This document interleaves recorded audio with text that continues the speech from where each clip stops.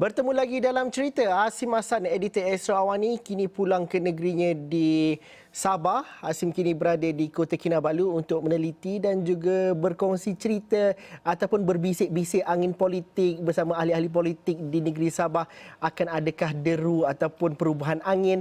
Asim, setakat dah hari kedua, hari ketiga berada di Kota Kinabalu ni, apa cerita yang Asim akan dapat sebenarnya? Ataupun masih lagi mereka berhati-hati mengeluarkan kenyataan apabila berjumpa dengan Asim? Ya Zul, terima kasih Zul. Okey, untuk pengetahuan semua penonton Astro Awani dan juga cerita pukul 5 petang ini adalah saya dah memang turun ke Sabah dah 3 hari, almost 3 hari, tetapi bayang-bayang untuk sesuatu yang besar itu berlaku masih lagi sama-sama Rizul. Macam kita tak nampak. Saya terus terang saya cakapkan, saya ada bertemu dengan pemimpin-pemimpin daripada parti kerajaan, iaitu Warisan, DAP, PKR dan juga APKO, tetapi saya juga bertemu dengan pemimpin-pemimpin parti pembangkang. Yang mana cerita-cerita tu kita tunggu saja. Yang ini sebelah pihak mengatakan akan ada, sebelah pihak mengatakan tak akan ada. Kami tak akan ada yang melompat, tak akan ada yang akan khianati kami. Tapi di sebelah sana sebelah pembangkang pula mengatakan yang macam ada ahli-ahli yang akan melompat, yang akan saya sendiri pun menjadi tertanya-tanya perkara itu, tapi saya tidak mahu melihat perkara itu sebagai satu bebanan. Saya perlu bijak dalam mengatur segala editorial plan saya dengan rakan-rakan wakil-wakil Astro Awani yang ada di Sabah untuk kita berikan satu laporan yang komprehensif, bukan sahaja dari segi kita bercerita tentang politik, tetapi juga kita cerita tentang rakyat. Apa yang menarik untuk hari ini, apa yang menarik untuk esok. Dan sebab apa yang penting adalah mungkin dalam sengketa politik ini, mungkin dalam survey yang dilakukan di Astro Awani sendiri yang menyatakan perlunya kita memberi fokus kepada kesihatan awam dan juga memulihkan kembali ekonomi kita lah Zul. Dan saya juga dapatkan juga reaksi-reaksi. Ya. Tapi Asim, yang cerita mengenai jangan berpolitik ni datangnya selalu daripada orang politik juga, dan mereka mengatakan apa yang mereka mahu cakap mengikut template mereka. Jadi Asim ni duduk dekat kedai kopi sekarang, susah kita nak dengar apa yang sebenarnya dirasai oleh rakyat. Mereka yang baru buka kedai makan contohnya di Kota Kinabalu itu masih lagi belum dapat memikirkan bahawa pulang modal untuk membuka perniagaan. Dan mereka merasakan bahawa cerita politik itu kadang-kadang terasing daripada kehidupan seharian mereka. Jadi bila Asim berborak dengan rakyat-rakyat biasa, apa cerita yang Asim dengar daripada mereka contohnya Asim? Betul juga Zul, bila saya sekarang berada di Inanam, saya membuat live hari ini di sini adalah disebabkan cuaca di Kota Kinabalu dan juga Sabah ini tidak menentu, sama juga dengan suhu politik yang di Sabah itu sendiri Zul, kejap panas, kejap hujan renyai dan apa semua kan. Okey, rata-rata yang bercerita melihat gembira bila kedai kembali dibuka, perkhidmatan bas ekspres kembali berjalan seperti biasa. Penumpang mulai penuh, tapi mereka dari pengamatan saya sendirilah ya Zul, dan juga penonton semua, yang mana SOP dan langkah-langkah keselamatan yang digariskan oleh KKM itu sentiasa diorang patuhi tau. So maknanya kesediaan tu memang sudah lama ada, cuma menunggu kebenaran untuk berbuka. Memang yang seperti yang saya nyatakan tadilah, bila saya bertemu dengan salah seorang pemilik restoran ni yang mengatakan yang macam, saya gembiralah orang dah boleh datang makan, tapi kena ikut SOP yang kita tetapkan.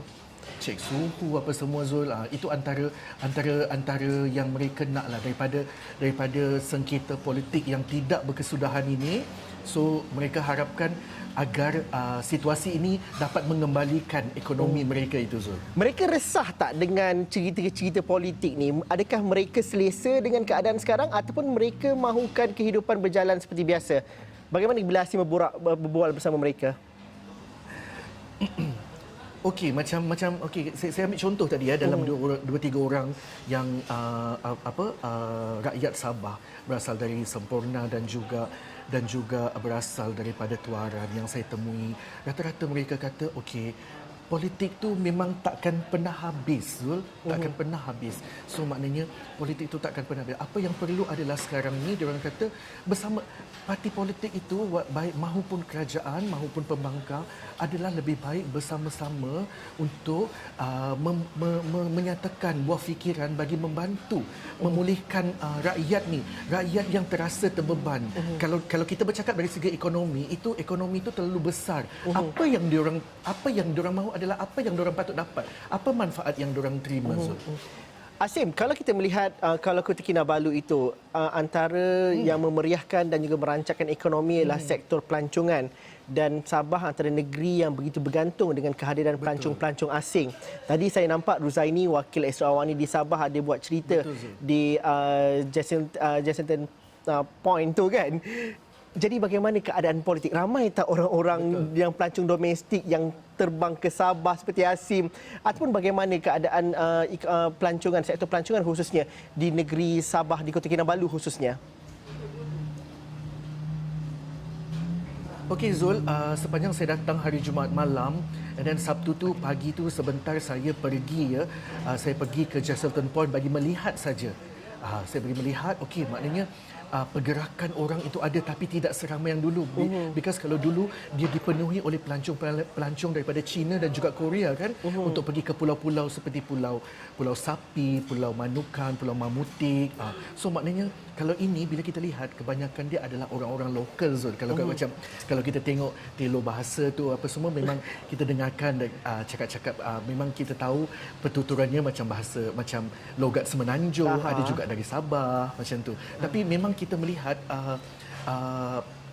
orang-orang masyarakat kita sekarang mengambil pendekatan mungkin boleh melancong sekarang, dan salah satu juga yang ingin saya beritahu juga adalah yang mana tadi jika rakan saya Ruzani Zulkifli ada menemubual seorang pelancong tempatan ni, yang mana kan dia pergi ke pulau bersama keluarga adalah untuk merilis tension sebab lama berkurung di rumah sepanjang MCO,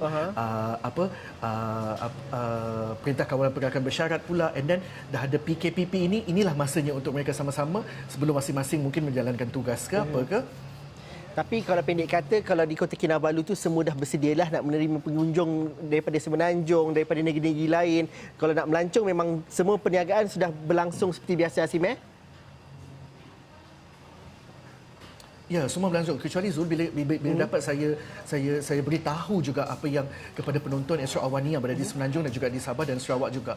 Yang mana rata-rata pada waktu malam keadaan di bandaraya Kota Kinabalu itu seakan-akan sunyi, macam tidak semeriah sebelum inilah. Mungkin kedai-kedai pun banyak tutup.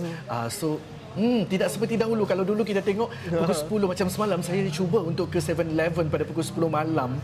Dah 7-Eleven pun dah mahu nak tutup masa tu, Zul. Jadi Asim pun macam kita tak nampak lagi kemeriahan macam itulah. Asim kenalah sesuaikan juga dengan normal baharu di Kota Kinabalu. Kita tahu Asim dahulu lama menjadi wartawan di negeri Sabah, di Sabah. Tapi ini normal baru, Asim juga kena sesuaikan diri.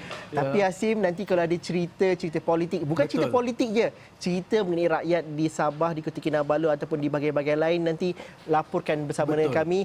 Anda yang berada di Sabah juga boleh jumpa dengan Asim untuk bercerita apakah masalah anda, rakyat khususnya, yang mungkin boleh juga membuka mata ahli politik untuk melihat kepada isu sebenar di lapangan sana. Asim, terima kasih bersama langsung bersama kami dalam cerita pada hari ini. Terima kasih juga kepada anda yang menonton. Jika ada sebarang pandangan cadangan, teruskan bersama kami di platform media sosial kami dan juga di astroawani.com. Sekian saja cerita untuk hari ini. Assalamualaikum dan salam sejahtera. Kita jumpa lagi esok. Terima kasih.